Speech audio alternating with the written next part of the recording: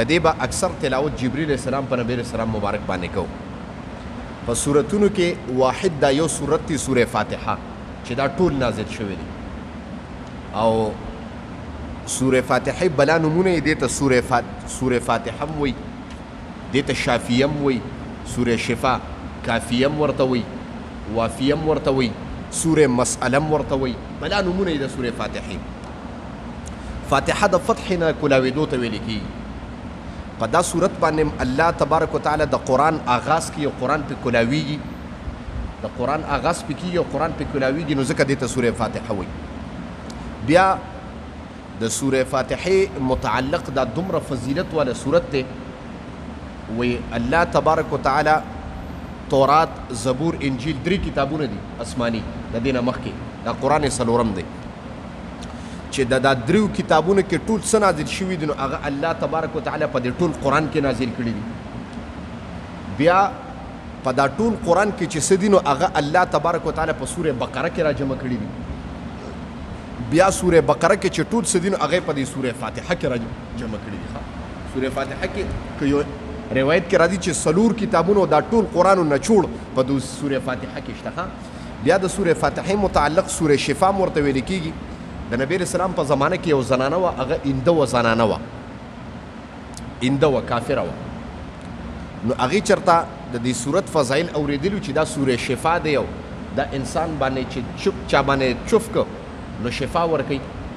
کافره ښځه وه، خاوند یې هم کافر و. نو چېرته خواوشه د مسلمانانو نه دا سوره فاتحه پسې چل باندې زده کړه. نو چې څه سخته و پرې راله دا سوره فاتحه به ویله، الله به مشکلات ختم کړه. کافره ښځه وه، ایمان یې نو قبول کړی.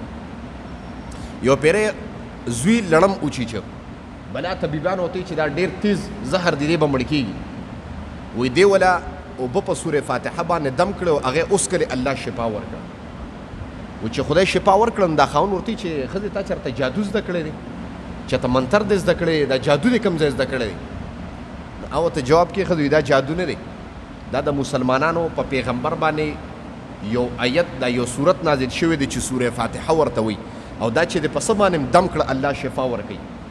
وایي خاوند بجای د دې چې دغه یې کړی وایي ښځې راګیره کړو سمې وواله، چې ځکه د اسلام نه نفرت و، د قرآن نه نفرت و. حتی تر دې پورې زمانه تېرېده ظلمونه به کول ورسره خاوند چې ته جوړ مسلمانه شوې نه وه، خو سوره فاتحه ورد به یې کو، سهار به یې سوره فاتحه ماښام به یې وي، عقیدې پې کلکه شوې وه. وایي حتی تر دې چې خاوند یې مړ شه، فقر والا زمانه راله پې غریبۍ والا، سوره فاتحه وي او اواز یې وکړه چې خدایه که دا سوره فاتحه تا ته مقبول یو اخري پیغمبر ریښتونی زما د دې په برکت باندې څه انتظام وکړه. وایي یو څو ورځې پسې د دې خاوند ملګری راغی، هغه د سره خاوند یې مال ورکړی او په تجارت باندې دې دواړه په شریک وو. هغه راغی او د دنیا مال او پیسې یې راوړې چې ستا خاوند څه شو، دا ګټه یې کړې ده. هغه بیا خو مړ شوی دی.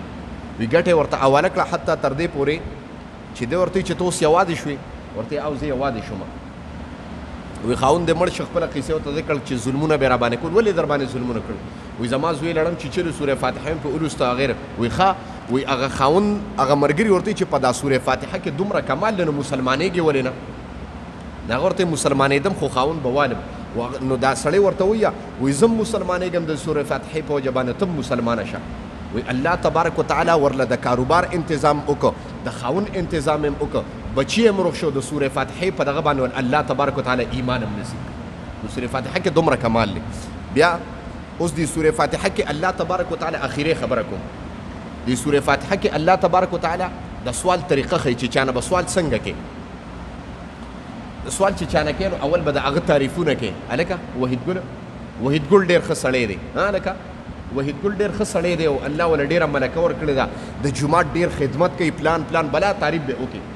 نو بیا به ورسره نسبت او رابطه جوړه کړي چې زه د پلانکي ځای یم او ته دا کې دا کار دی او دغه به ډېر دغه وکړي. په دریم نمبر به ته سوال وکړي. نو سوره فاتحه کې الله تبارک وتعالی اول طریقه ښیي د سوال چې ما نه به سوال څنګه کوي. نو اول به د الله تعریفونه دغه کې، بیا به د الله دغه بیان کې، ربط بیان کې چې خدای تا سره زما دا رابطه ده. په دریم نمبر به د الله نه سوال کې وکړي دی ورته الحمد ټول ثنا صفت لله الله لره دی، رب العالمین چې مربي د ټولو مخلوقاتو دی، چې رب د ټولو مخلوقاتو دی، الرحمن چې مهربان دی، الرحیم چې رحم کوونکی دی، مالکی بادشاہ دی، یوم الدین دروازې د قیامت. ایاک خاص تا لرا نعبد عبادت کو مونږه، و ایاک خاص تانا نستعین امداد غواړو مونږه. اهدنا اخیو مونږ ته صراط المستقیم لار نیغه، صراط الذین لار د هغه کسانو انعمتا چې تا په انعام کړی دی، علیهم په هغوی باندې. انعام یې په چا کړی؟ په انبیاو یې کړی، په شهداو، په صالحینو. د دې نه مراد انبیا دي، شهدا دي، صالحین دي، صحابه.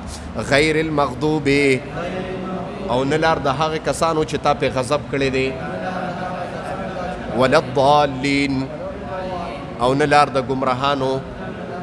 غیر المغضوب کسان څوک دي؟ هغه کسان چې غضب پې کړی شوی دی. نو ترمذي شریف کې او مسند احمد کې روایت دی چې د دې نه مراد یهودیان دي. په یهودیانو د الله غضب او لعنت. د ضالین نه مراد چې کوم دی نو نصارا دي، عیسایان. د مغضوب علیهم نه څوک مراد دي؟ یهودیان. څوک مراد دي؟ یهودیان. د ضالین نه څوک مراد دي؟ عیسایان، نصارا. واخر دعوانا الحمد لله رب العالمین. امین. الحمد لله رب العالمین والصلاة والسلام على خير خلقه محمد وآله وأصحابه أجمعين. الله مونږ چې کوم درس ولسته خدای خپل دربار الهي کې قبول او منظور کې. د دې درس په برکت باندې حاضر مجمع ته خدای په نظر د رحمت باندې وګوري. زمونږ د درس وګوري خدایا څه قسم مشکلات دي الله مشکلات ختم کړي.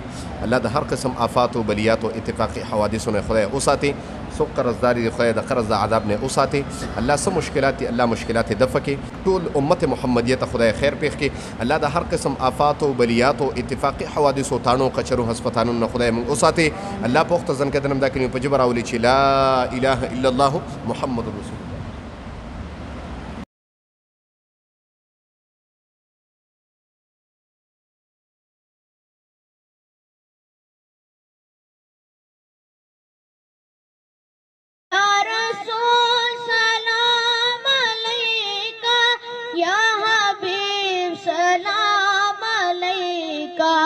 सलाम